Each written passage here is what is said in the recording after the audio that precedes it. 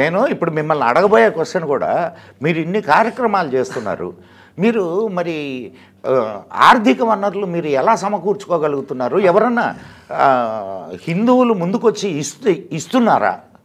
ఇది కూడా నాకు ఎప్పటికప్పుడు మీ ఛానల్ చూసినప్పుడు లేకపోతే మిమ్మల్ని గురించి ఆలోచించినప్పుడు ఎట్లా చేస్తున్నారబ్బా వీళ్ళు అనేది ఒక పెద్ద క్వశ్చన్ మార్క్గా మిగులుతుంది నాకు. ఇప్పుడు శివశక్తి స్టార్ట్ చేసిన కొత్తలో మాకున్న ఒక పెద్ద క్వశ్చన్, అందరూ అడిగిన పెద్ద ప్రశ్న ఇదే, మీకు ఆర్థికంగా అసలు మీ దగ్గర డబ్బులు లేకుండా మీరు ఏ పని చేస్తారని చెప్పి. నా దగ్గర అప్పుడు సమాధానం లేదు. నా దగ్గర ఉన్నదల్లా ఒకటే, నా దగ్గర మంచి సంకల్పం, నేనైతే స్ట్రాంగ్గా నేను పని చేయాలనుకుంటున్నాను, దానికి అవసరమైన శక్తి ఆయన ఇస్తాడు, భగవంతుడి మీద భారం. సరే మొదలుపెట్టాం, మనలో ఉన్నటువంటి తపన కావచ్చు, నిజాయితీ కావచ్చు, జనాలు గుర్తించారు, కొంత సపోర్ట్ చేయడానికి ముందుకు వచ్చారు. వాళ్ళు సపోర్ట్ చేసిన మేరకు మేము మా కార్యక్రమాన్ని కొనసాగిస్తాం. అంటే మీరు ఇప్పుడు ఇన్స్టిట్యూషన్ మీరు పెట్టచ్చు కదా. నేను ఎందుకు మిమ్మల్ని ఈ ప్రశ్న వేశాను అని అంటే, వివేకానందుడు ఒక మాట చెప్తాడు, నీ సంకల్పం మంచిదైతే దానికి కావలసినటువంటి వనరులు, డబ్బు నీ కాళ్ళ దగ్గరకు నదిలాగా ప్రవహిస్తుంది అని. బహుశా మీరు చెప్పినటువంటి సమాధానం దానికి సరిగ్గా సరిపోతుందేమో. అంటే నిజంగా ఇప్పుడు శివశక్తికి ముందు ఈ సోషల్ మీడియా బేస్ చేసుకుని వచ్చినటువంటి హిందూ సంస్థలు పెద్దగా లేవనుకోండి, మాదే స్టార్టింగ్లో అనుకుంటాను. ఇలాంటి సంస్థలకి హిందువులు సపోర్ట్ చేస్తారు ఫైనాన్షియల్గా అని అసలు విధానం ఎక్కడా లేదండి, ఎక్కడా లేదు. అది చూసి పాస్టర్లు ఆశ్చర్యపోయి ఫస్ట్, అంటే ఏంటి వీళ్ళు హిందువులు కూడా హిందూ సంస్థలకి డొనేషన్స్ ఇస్తున్నారా, అంటే వీళ్ళు దేవాలయాల్లో వేస్తారు కదా, ఇలాంటి ఫైటింగ్తో పనిచేసే వాళ్ళకి వీళ్ళు డొనేషన్స్ ఇవ్వటం ఏంటి, సపోర్ట్ చేయడం. కొంతమంది పాస్టర్లు దాని మీద చాలా కాలం పాటు రాద్ధాంతం చేశారు. తర్వాత మెల్లగా అలవాటు అయింది అనుకోండి వాళ్ళకి కూడా, సరే వీళ్ళు చేస్తారు, వీళ్ళు ఇలా వర్క్ చేస్తారు అని చెప్పి వాళ్ళు కొంచెం డైజెస్ట్ చేసుకోవడానికి టైం పట్టింది. ఇప్పుడు మీరు ఒక విచిత్రమైన ప్రశ్న ఉంటుంది, మనం బయటికి ఎక్కడన్నా కొత్త వాళ్ళ దగ్గరికి వెళ్ళామని వాళ్ళు ప్రశ్న అడుగుతారు, మీరు ఏం చేస్తూ ఉంటారండి అంటే మేము హిందుత్వం కోసం పనిచేస్తామండి. అది కాదండి, మీరు అంటే కెరియర్ ఏం చేస్తారండి అంటారు. అదే మీరు ఒక పాస్టర్ దగ్గరికి వెళ్ళి మీరేం చేస్తారని నేను పాస్టర్, అది కాదు మీరు కెరీర్ ఏం చేస్తారని అడగరు, వాడు ఫుల్ టైం అదే. ఇప్పుడు హిందుత్వ ప్రచారాన్ని నేను ప్రొఫెషనల్గా కెరియర్గా నేను పూర్తిగా నేను జీవితం దీనికే డెడికేటెడ్గా నేను ఉండకూడదా, వాడు నేను బ్రతకడానికి మళ్ళీ రాళ్ళు కొట్టుకోవాలి వెళ్ళి.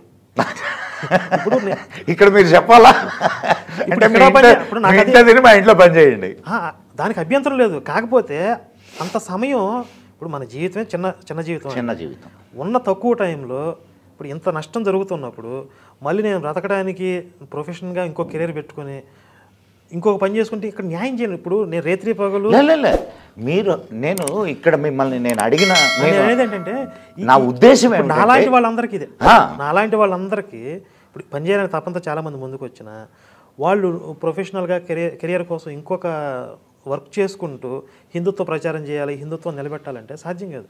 ఇప్పుడు లక్షల మంది ఫుల్ టైం ప్రచారకులు ఉన్న వ్యవస్థను ఎదుర్కోవడానికి కనీసం 100 మందినన్నా మనం ఫుల్ టైం ప్రచారం తయారు చేసుకోగలగాలి. ఇప్పుడు మీరు అడిగిన ప్రశ్నకి సమాధానం ఇదే.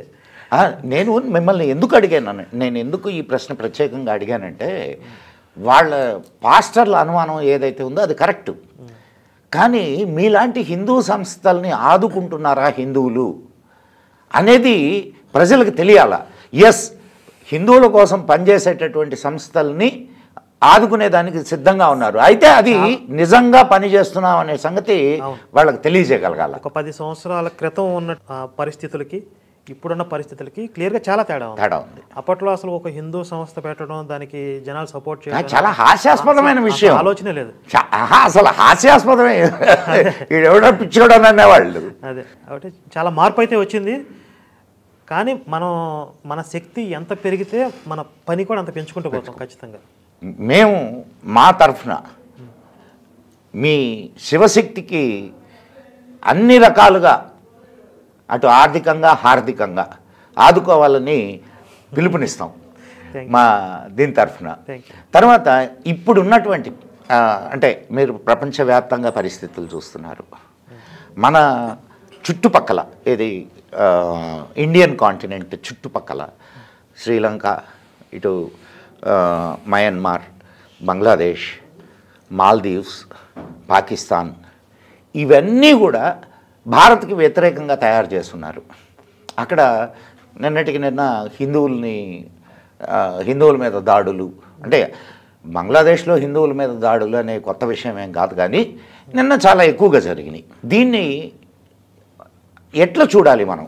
మనం భారత్ చుట్టుపక్కల ఉన్న దేశాల గురించి అక్కడికి వెళ్ళే ముందు అసలు దేశంలో ఉన్నటువంటి వాళ్ళ గురించి కూడా ఆలోచించుకోవాలి. ఇప్పుడు ఈ దేశంలో ఉంటూ ఈ దేశంలో తింటూ చైనా ఏజెంట్లుగా పనిచేసే వాళ్ళు ఉన్నారు, పాకిస్తాన్ ఏజెంట్లుగా డైరెక్ట్గా పార్లమెంట్లో జై పాలస్తీనా అన్నాడు. ఆయన ఎప్పుడు భారత్ మాతాకి జై అనలేదు. అంటే వీళ్ళు ఎలా కనెక్ట్ అవుతారంటే ఒక మతంతో రిలేట్ చేసుకుని, కొంతమంది క్రిస్టియన్స్ భారతదేశం కోసం ఎప్పుడు ప్రేయర్ చేయరు, ఇజ్రాయిల్ కోసం ప్రేయర్ చేయడానికి మొదలుపెట్టారు.